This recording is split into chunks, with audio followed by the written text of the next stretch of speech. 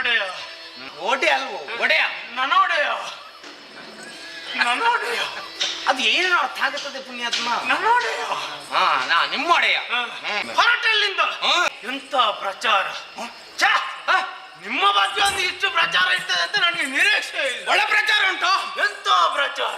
ನಾನು ಹಾಗೆ ಕೆಲವರೆಲ್ಲ ಹೇಳುದು ಕೇಳಿ ನನಗೆ ಈಗ ಕೂಡ ಕಿವಿಯಲ್ಲಿ ಆ ಮಾತು ಕೇಳಿಸ್ತಾ ಉಂಟು.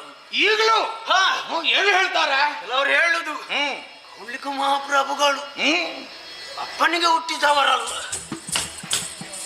ಬರ ಮುಂದೆ ಅಪ್ಪನಿಗೆ ಹುಟ್ಟಿದವಲ್ಲ. ಎಂತಾಯ್ತು ತುಳಿಲಿಕ್ಕೆ ಉಂಟು ನಿನಗೆ. ಎಂತಾಯ್ತು ಎಂತ ಸಮಸ್ಯೆ? ಅಪ್ಪನಿಗೆ ಹುಟ್ಟಿದವಲ್ಲ ಅಂತ ಹೇಳಿದ್ರೆ ಮತ್ತೆ ಯಾರಿಗೆ ಹುಟ್ಟಿದ್ದ? ಹಾಗಲ್ಲ, ಇಷ್ಟೆಲ್ಲ ಸಾಧನೆ ಮಾಡಬೇಕಿದ್ರೆ ಮನುಷ್ಯರಾದವರು ಮಾಡುವುದಲ್ಲ.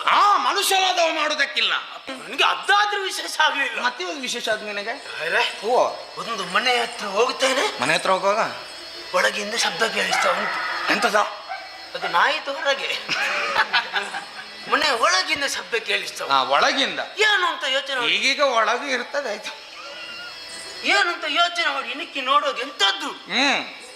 ನಿಮ್ಮದು ಪಟ. ನನ್ನದು ಪಟ.